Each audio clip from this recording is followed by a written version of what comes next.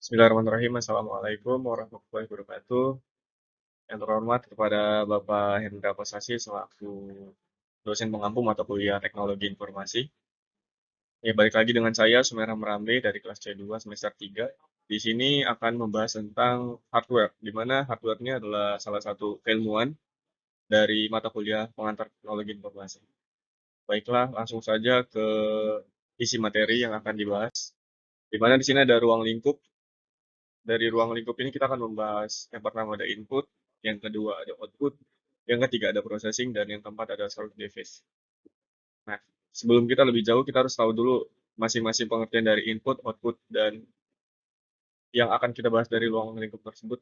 Nah, pertama itu adalah input. Jadi input itu sesuai ada yang di PowerPoint ini adalah alat yang berfungsi untuk memasukkan data atau perintah dari luar ke dalam sistem gitu. Nah, kebalikannya dari input itu ada output, di mana output itu adalah alat yang berfungsi untuk mengeluarkan data yang berbentuk informasi gitu. Jadi kalau misalkan input itu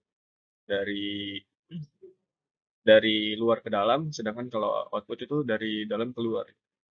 Nah, di sini juga ada processing. Jadi processing itu adalah alat atau komponen gitu yang ada dalam komputer itu yang digunakan untuk menjalankan perintah gitu. Kalau misalkan diibaratkan manusia itu adalah otaknya gitu. Jadi otak dari sebuah komputer itu. Nah, juga ada juga nih yang terakhir ada storage device, di mana alat ini untuk menyimpan gitu. Jadi komponen ini untuk menyimpan data atau file atau program komputer. Contohnya kalau misalkan dari software itu ada drive dan sebagainya gitu.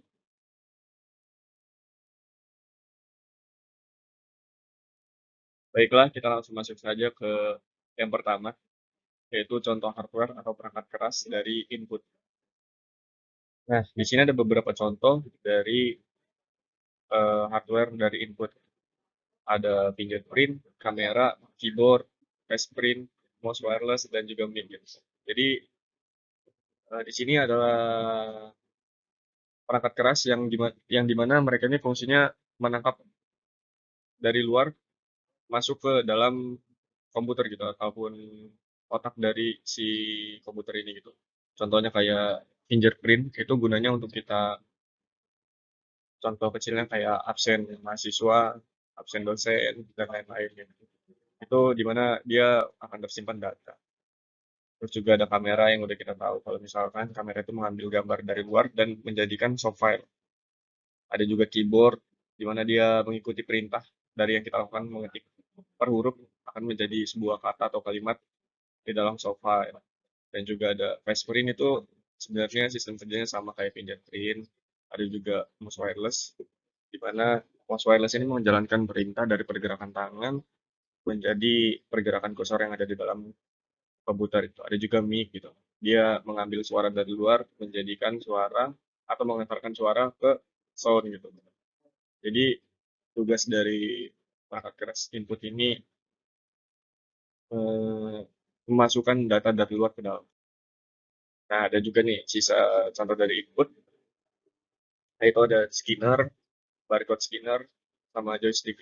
Sebenarnya joystick juga fungsinya mirip-mirip sama mouse wireless gitu. Nah, scanner itu kalau misalnya kita ambil itu kayak misalkan dari perangkat keras atau produk gitu, misalkan foto gitu. Foto kita punya foto yang fotonya itu berupa kertas gitu. Dimana kita itu sebenarnya mau nyetak lagi gitu. Jadi kita menggunakan scanner untuk si foto ini bisa berubah jadi soft file gitu. Atau salinan datanya itu menggunakan scanner. Nah, barcode scanner juga gitu. Subsistemnya sebenarnya sama kayak scanner dan juga fingerprint, terus habis itu fingerprint juga itu sama, dia menangkap data dari luar, masukkan ke dalam. Kalau misalnya diambil contoh kayak di Indomaret, terus Alfamart, ya sejenis-sejenis itu, supermarket lah. Langsung saja kita ke contoh-contoh hardware atau perangkat keras yang ada di output. Baiklah, di sini ada beberapa contoh dari perangkat keras output, di mana perangkat keras output ini bekerja dari dalam keluar gitu. Dia menciptakan suatu produk yang berasal dari dalam, misalkan dari soft file, ibaratnya kayak misalnya satu teks yang ada di Microsoft, dia dijadikan sebagai produk kayak kertas atau makalah. Nah, di sini ada pertama itu ada monitor. Di mana monitor itu adalah kalau misalkan di barat TV yang menampilkan gambar atau perintah yang ada di dalam komputer tersebut. Terus juga ada printer, di mana printer ini adalah alat untuk mencetak teks ataupun gambar yang ada di komputer file. File menjadi perangkat perangkat keras atau produk yang bisa dipegang. Hard file lah, jadi hard file. Nah, terus juga ada speaker gitu. Dia berupa data-data suara yang bisa mengeluarkan atau terciptanya suara. Dia ya yang kita pasti udah tahu speaker fungsinya seperti apa gitu. Dia mengeluarkan suara yang ada di dalam soft file tersebut gitu. Ada juga plotter. Kalau misalkan dibaratkan printer dan plotter, printer ini dia fungsinya untuk mencetak dua dimensi gitu atau gambar. Kalau misalkan plotter, kalau misalkan di dunia dunia desain itu dia mau sebagai cutting gitu, atau pemotong. Contohnya kayak potong stiker, dia ada pemotong juga sekaligus memotong gitu. Sebenarnya prinsipnya sama, sama-sama dari soft file dan menciptakan produk atau hard file, tapi bedanya kalau misalkan printer itu terfokus pada dua 3D dan plotter itu dia bisa berfungsi sebagai cutting. Nah, kita masuk ke tiga, yaitu contoh-contoh hardware dari processing. Baik, di sini ada beberapa contoh-contoh dari processing, di mana di sini ada mainboard, prosesor, dan kartu grafis. Nah, pertama itu ada mainboard. Jadi diibaratkan tubuh manusia, mainboard itu adalah sel-sel yang ada di tubuh manusia. Jadi mainboard itu ada wadah atau tempat di mana hardware itu ditaruh gitu atau dipasang supaya si hardware ini bekerja sama antara hardware lainnya gitu. Jadi mainboard itu pokoknya atau tempat di mana si hardware-hardware yang lain ini ditaruh gitu. Nah, terus juga ada prosesor. Prosesor itu kalau misalkan diibaratkan dalam tubuh, itu adalah otak.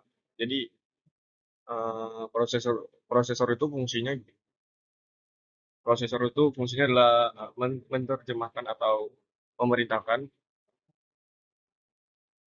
perintah-perintah yang ada di komputer atau hardware lainnya gitu. Jadi otaknya dari komputer atau laptop itu adalah prosesor. Terus ada juga kartu grafis atau VGA. Jadi VGA itu fungsinya itu adalah menerjemahkan tampilan ke layar, gambar gitu. Jadi dia itu fungsinya buat ngeterjemahin tampilan gambar ke monitor gitu. Jadi kayak data-data gitu. Nanti dia sebenarnya itu data-data itu berupa gambar. Jadi yang terjemahannya itu kartu grafisnya itu. Jadi seberapa bagus kualitas gambar dan lain itu tergantung kartu grafis atau PJK. Gitu. Kita langsung ke oh ada lagi beberapa processing contoh-contoh dari hardware processing. Ada RAM, sound card, network card, terus ada juga wireless card. Jadi RAM itu kita udah tahu itu adalah penyimpanan atau kapasitas seberapa besar penyimpanan dari sebuah komputer ataupun laptop dari dan juga sound card. Itu sound card itu eh, hardware hardware yang berfungsi atau iya berfungsi untuk tempat-tempat ataupun narobung dari komputer ke kayak misalkan headset, terus eh, speaker dan lain-lain gitu itu adalah tempat di mana kita mau naruh yang input atau outputnya gitu. Jadi soundcard itu fungsinya itu. Terus sama juga sebenarnya fungsi dari sistem kerjanya wireless card, network card, dan soundcard itu 11-12 gitu. Cuman bedanya